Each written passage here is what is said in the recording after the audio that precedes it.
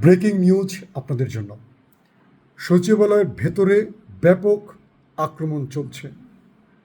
হঠাৎ করে সরকারের প্রেতাত্মারা 25 জন ডিসি আওয়ামী লীগের নিবেদিত নেতাকর্মী ক্যাডারকে 25টি ডিস্ট্রিক্টের ডিসি পদে বসানোর পর পদবঞ্চিত বিএনপি এবং নিরপেক্ষ গ্রুপের যেসব কর্মকর্তারা সচিবালয়ের ভেতরে রয়েছেন তারা জনপ্রশাসন মন্ত্রণালয়ে আক্রমণ করেছে। বলা হচ্ছে বিএনপির নেতৃত্বে এই আক্রমণ শুরু হয়েছে। যদিও এখন পর্যন্ত বিএনপি এর দায় স্বীকার করেনি, তবে জনপ্রশাসন মন্ত্রণালয়ের ভেতরে এখনও আক্রমণ চলছে।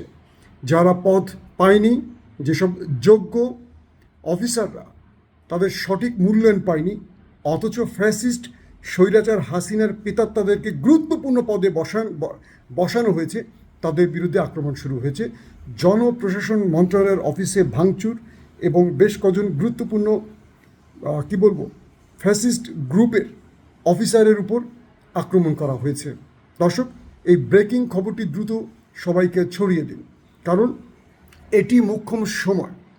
যারা ফ্যাসিস্টকে সরিয়েছেন কিন্তু ফ্যাসিস্টদের লোকদেরকে এখনও রাষ্ট্রের গুরুত্বপূর্ণ পদে বসিয়ে রেখেছেন, তাদের বিরুদ্ধে আরেকটি আন্দোলন শুরু করার সময় এসেছে।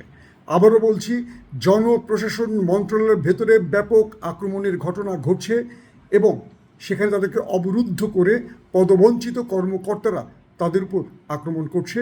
আপনারা ঐক্যবদ্ধ হন, ফ্যাসিস্টদের দ্রুত সচিবালয় থেকে বের করে দিন। ধন্যবাদ।